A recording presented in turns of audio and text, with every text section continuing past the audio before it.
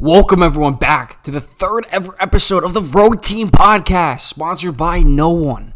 Today's episode, don't sleep on the Edmonton Elks. I am your host, and today we're just going to get into it. We have a week 14 recap, and then we have a week 15 picks, and we have our talk centered around Edmonton. So make sure you leave a like and subscribe because this CFL podcast is just so dope. You know what I'm saying? So here's our super late week 14 recap. Starting off first, our very first game of the week, which was played on Friday of last week, was BC taking on Montreal on the road, where they would be victorious in a 37-23 victory. Nathan Rourke looked pretty good outside of some turnovers, which some of them were not his fault at all. So I see that right now the cameras are lagging a little bit. That's okay. We're just gonna work with it.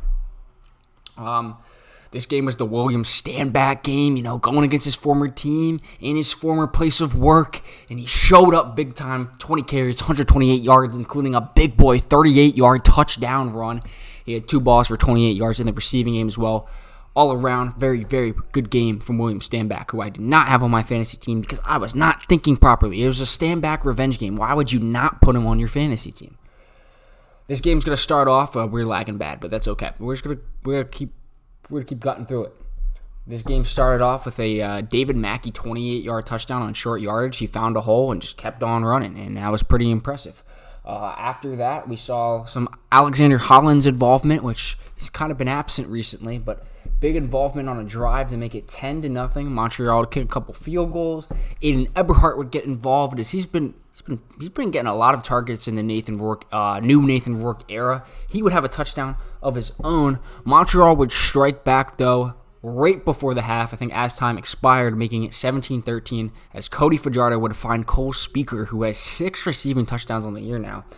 Right before the half, it'd be 17-13, but BC handled this one in the second half right away. We had some turnovers leading to some field goals. There was a BC strip sack. I think Rourke threw a poor interception to Ruffin on Montreal. But that would not matter. William Stanback would have his grown man 38-yard run, and a late Nathan Rourke rushing touchdown would ultimately kind of put the game away. It'd be a 37-23 victory. I was right. BC, I just had a gut feeling BC was going to win this game on the road. You know what I'm saying? And that's what happened. Game number 2 of our Super Saturday of 3 games was Toronto taking on Ottawa on the road, which Ottawa would have this game pretty much the entire way through, right from the very beginning. It was a game played in the mist/rain a little bit. Chad Kelly threw for a ton of yards, 463. If you want to count all of his interception return yards, he probably threw for about 600 yards this game. Unfortunately, those interceptions don't help his team out, as Damon Webb, 2 pick sixes, not 1 but 2, one coming almost immediately in the game, another after a promising Argonaut drive, I think, where Makai Polk had a 50-something yard bomb, then a ball went to Polk, kind of went off his hand, and Webb took it the distance. It was 90-something yards, I think, on a return. But yeah, this game was definitely all Ottawa. Ottawa got up 20-3 pretty early because of the pick sixes. Then Drew Brown found Andre Miller for a 50-yard bomb of his own, which put them up 27-3. Ottawa kind of just had control of this game. They played a little bit soft on defense, which allowed Chad Kelly to throw for a lot of yards. Some of the recipients of those yards were David Unger, had a big 100-yard game. Makai Polk had a 100-yard game. DeMonte Coxey, 6 targets, 91 yards, 2 tutties. So, not 6 receptions, not targets. So, a lot of games, solid fantasy-wise, but Toronto, definitely not the better team in this one. They fall, and as a Ticats fan, you love to see it. You love to see it because here come the Ticats. The title of this might be Don't Sleep on the Elks, but don't sleep on the Ticats, you know what I'm saying? Game 3, the Banjo Bowl. This game was so hyped up. And to be honest, it wasn't the most insane game, but it was a big game for the standings. Winnipeg and Saskatchewan. The winner of the game would have the season tiebreaker, and would be ahead of the other team in the Western Division, which is very crowded. This game would ultimately kind of Start off with, I want to say Saskatchewan just not looking confident out there. This game looked like Winnipeg's game from the beginning. Saskatchewan would claw themselves back. They would have a lead at points. But the first major blow in this game was for the third straight week in a row, Winnipeg made a play on special teams. Wally Jefferson blocked punt. They would score, I think, a field goal on that, but got them started. Trevor Harris would throw a quick pick to Tyrell Ford right after that. It would be his first pick of the day, and it would set up a Chris Streveler rushing touchdown, his 10th of the year, which leads to the league. Unfortunately, something would happen to Chris Streveler later in the game, which I'm very, very sad about because I love Chris Streveler. Saskatchewan would quickly, though, answer back. Samuel Emelis, 52-yard bomb down the field. It set up a Keyshawn Johnson touchdown, who was on my fantasy team. So maybe an okay pick there. That's about, I don't want to say all Keyshawn Johnson did, but he's a dog. Let's just say it. We'd have some trading of field goals. It would be 13-10 Winnipeg at the half. And Saskatchewan would ultimately open up the second half, firing 81-yarder to Keon Schaefer-Baker, who got lost in the Winnipeg defense. And that would go ahead and lead to a Samuel Emelis touchdown. Later in the game, 18-16 at this point. Chris Streveler on short yardage would drop back to throw a pass. Saskatchewan was winning at this point. And on short yardage, he'd back up, throw a pass deep to Kenny Lawler. And Marcus Sayles of Saskatchewan made a fantastic play on the ball. Unfortunately, though, Chris Streveler was hit a little bit low, right on the knee. And Chris Streveler would tear 3 ligaments in his knee, would be pronounced out for the game, and unfortunately out for the season. I love you, Chris Streveler. I hope you get well. I hope to see you back. This is it's unfortunate. But that play actually was not called roughing the passer. Winnipeg had the challenge. They were successful in their challenge. And it would go ahead and set up more balls to Kenny Lawler, which he would catch, including a touchdown pass, to put Winnipeg up in the game, a lead that they would not let go of, ultimately. We had a couple field goals. Winnipeg kicked the field goal to go back up by 5, 26-21 with about a minute and 5 seconds to go, and Tyrell Ford would put the punctuation on this game with his second interception of the ball game. Winnipeg wins the Banjo Bowl 26-21, and I think everything is how it should be right now. I was excited when Winnipeg was losing games at the very beginning of the year, but then I was like, something doesn't feel right. It just doesn't feel right seeing Winnipeg at 0-4, and I started wanting them to win every single game since then. But now Winnipeg is number 1 in the West, and I am starting to get sick of them again. That's just how it should be. That's how it should be, and I'm happy that we have returned to some normalcy. Winnipeg back. They were number 1 in the West going into this week. They get a win. BC won, but Winnipeg has the season series over BC, so Winnipeg is your number 1 seed right now in the West.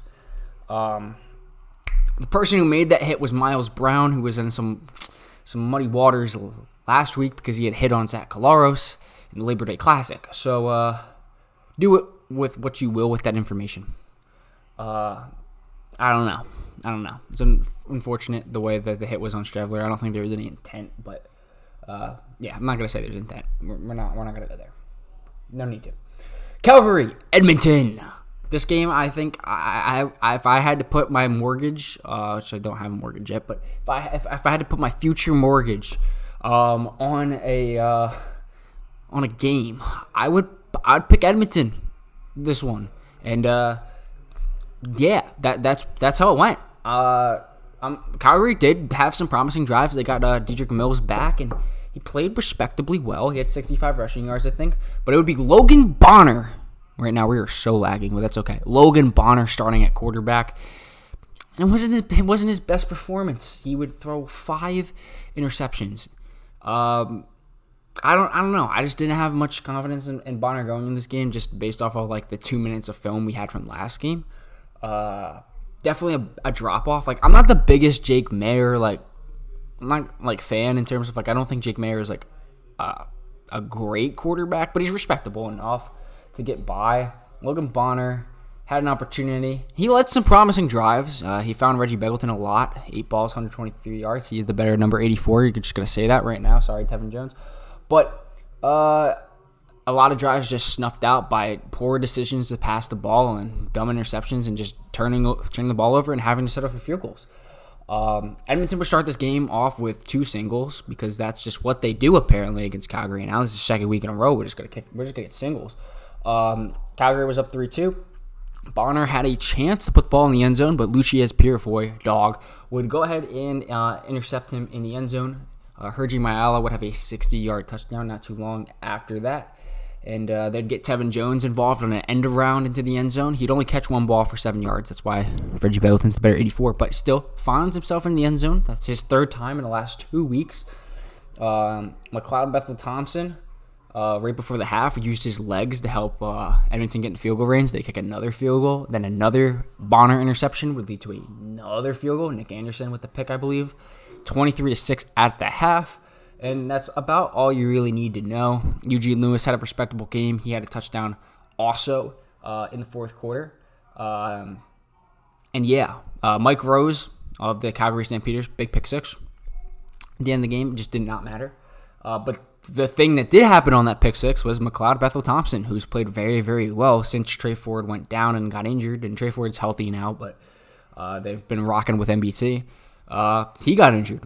So now Trey Ford, even though Edmonton's on bye this week, Trey Ford is now the starter again, which I, as a fan, am excited about. McLeod Bethel-Thompson's a solid quarterback. I just love watching Trey Ford. Like, who does? I think Trey Ford is needed person, just for people to see how amazing the CFL is. He makes incredible plays, and when you pair that with some of the playmakers that Edmonton has, I love it. It was all Edmonton. They would win 37-16. In the last 2 minutes of the game, Devondrick Bynum, who had 2 picks last week, would have 2 more interceptions, totaling his interception total against Calgary to 4. 5 picks for Logan Bonner. Unfortunate for him. Edmonton, very solid win. Defense played pretty well. Their run game was very good as well. Their big 3 in Kevin Brown, Javon Leake, and Justin Rankin would have 180 yards on 26 carries and a touchdown. So very good performance, I think, all around for Edmonton in this football game. And I do have to make one comment right now. I've been watching the NFL recently. I'm an American, and I should like the NFL more, but I don't. The CFL is just better. And I can't lie. I cannot lie. There is no NFL running back that looks cooler, in my mind, than how Javon Leake looks when he runs the football. Javon Leake is just so cool. Turf tape and everything. Javon Leake, dog. And those are our games. Were our games. Now, to talk about the Edmonton Elks a little bit more, because we're not supposed to be sleeping on them, but a lot of people are. Edmonton, I believe, started this year off 0-7. They are now 5-8, just a half a game out of that number 3 spot in the Western Division. And that's pretty big. That is pretty big. Saskatchewan has been finding every single possible way to not win football games recently. They found, I guess, another one this week. I think this week they just got outplayed, if I'm being fully honest. But Saskatchewan just cannot pull through and get on the win column. Edmonton gets 2 big wins over Calgary, takes care of the season series there, and is going to look to make a playoff push, whether that is getting that 3rd spot or trying to cross over. Toronto is not playing very well right now, and I don't think Chad Kelly, honestly, is the guy that people expect him to be. I don't think that Toronto's team is deep enough. They have some good pieces on defense. I don't really think their receiving core and their offensive weaponry, their artillery that they have, is promising enough. I'm just being honest. I mean, I like DeMonte Coxey, but outside of that, their receiving core just doesn't wow me. They have solid players, but like consistent playmakers, I don't know. I really don't know. Kadeem Carey, solid, but like I don't think he can carry an offense. So it's gonna be interesting. It's gonna be interesting there. So they could cross over. But back to Edmonton. I really, really love this football team right now. I've said it last week. I think they're a really complete team. I really think they are. Their offense, tremendous. I think either quarterback option that they have, whether it is McLeod Bethel-Thompson or if it's Trey Ford, you have 2 very competent quarterbacks who can give the ball to their playmakers. Trey Ford creates plays. That's just what he does as well. But when your receiving core is Eugene Lewis, Curly Gittins, Tevin Jones, Hergy Mayala. We have Gavin Cobb. Who else? I'm forgetting like one like big person, because that's just what happens when you put yourself on the spot. You always forget people. Always forget people. Right now I'm trying to stall by using my words until I actually pull up who's supposed to be on here, and I gotta hurry this up because I do have a time limit of when this podcast is technically supposed to be finished. So let's hurry it up. Let's hurry it up. Of course, it shows Calgary first in the box score. I didn't care about that at all. Dylan Mitchell. I'm so sorry, Dylan Mitchell. That's my bad. I like their receiving core. Dylan Mitchell had a pretty good start to this year. He hasn't gotten too involved recently, and then like Kevin Brown, Javon Leake, Justin Rankin. I don't want to deal with that. I think any one of those three backs as a starting running back, as your lone workhorse, would be really, really good, and they have three of them. And Javon Leake does things in terms of he can get really involved in the receiving game. He is really good in space. Obviously, was one of the best returners in the league last year, and now he's getting time actually at running back. I really like their offense. In terms of their defense, their secondary. I love their secondary, maybe because they celebrate everything, which I'm a big celebrations guy. Devondrick Bynum's pretty good. Kai Gray, Lucius Purifoy, a lot of guys that I think are ball hawks for sure. Linebackers, Niles Morgan and Nick Anderson, they're flying all over the place every single game. Like, they have people. You have Moncrief, DeMarcus Christmas, Sean Oakman on that line. I think a really good football team. Cordell Jackson, also another person in that secondary. I like that team. I really like the team that Edmonton has assembled. And I think because they have two solid quarterbacks and because they have weapons and they can attack you, they're not one-dimensional. They have both things open in the passing game. The only concern I actually have is kind of Boris Beatty. I think they should just stick with Mr. Faithful. But it's besides the point. I think this team is good and is a very exciting team to watch. Like, there's definitely times before where I would sit down and watch a football game and Edmonton was on and I'd be like, I don't know. But I genuinely look forward to watching Edmonton Elks games. I think they're an insanely fun team, and when you have Trey Ford as well, who will be starting. So Edmonton putting themselves in a very good position to go ahead and make some kind of playoff run. And they will have a chance just to straight up beat Saskatchewan. They don't play this week, but after that, they'll have Winnipeg, and then they'll have Winnipeg again. So 2 games against Winnipeg. Then Saturday, October 5th, they have Saskatchewan at home. Big opportunity to go ahead and win that game. They lost the season opener, unfortunately. They lost a ton of close games. That was one of them at the beginning of the year. They lost the season opener, but I think Edmonton can go ahead and on home turf get a big win there. They have another game against Calgary, and I think they'd love to play Calgary again.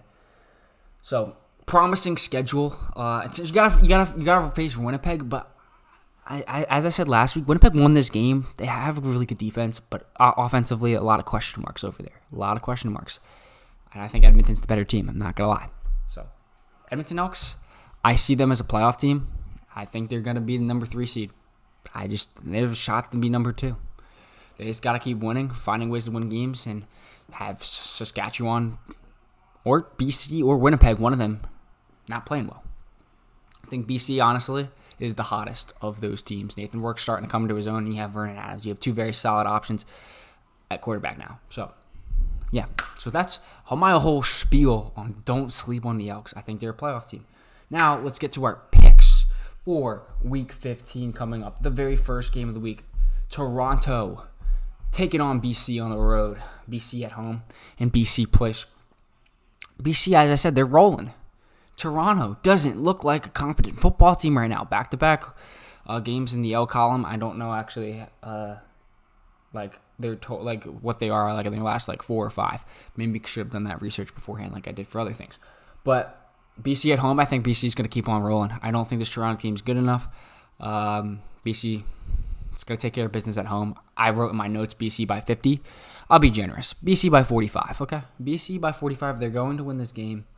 I see a big game from Justin McGinnis. He hasn't had like a huge game in a while, but this is the game they're going to connect. McGinnis, 100-yard receiving game. Stanback's going to run the rock pretty well, and that will be that. Game number 2, Ottawa, Hamilton. Playoff clinching opportunity on the line for Ottawa, but it doesn't matter because the game's in the hammer. And I said you shouldn't sleep on the Elks, but you absolutely, positively should not sleep on Hamilton Tiger Cats. Don't do it. Because if you do it, I don't know. Nothing's going to happen to you. You'll be very disappointed because the Hamilton Tiger Cats are coming. They are coming for the number 3 spot in the East. Maybe even crossing over. Maybe Edmonton just falls off a cliff too. I don't know. There's a shot. If the Argonauts continue to lose, and the Ticats continue to win, which I'm saying continue to win, acting like they have it. They don't only have 3 wins, and they're on a whole winning streak of a single game, which is not a streak. I do think that the Ticats, though, in all reality, I think this is a game they win. Played Ottawa very closely earlier this year. Should have won that game. Really should have won that game.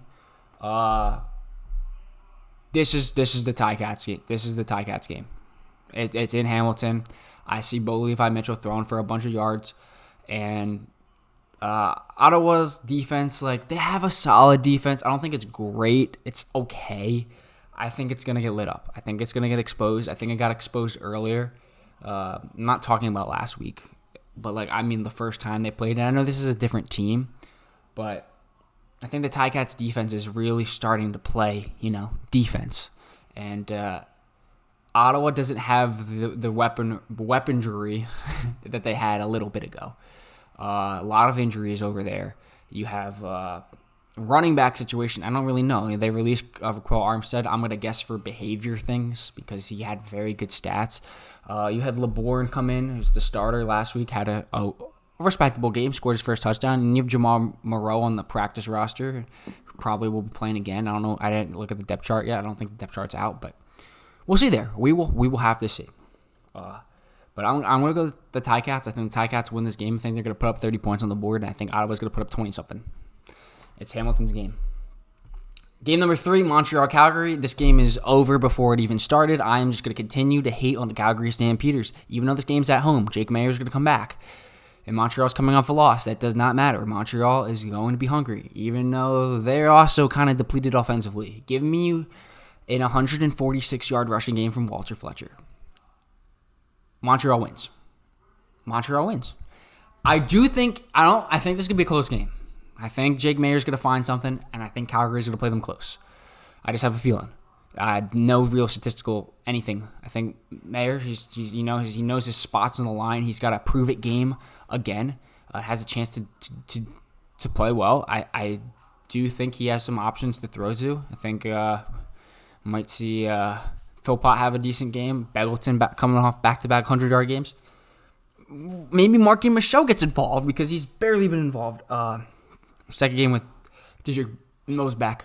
I do think they're going to put up some points offensively. Montreal is just the better team and is going to get the win on the road this week.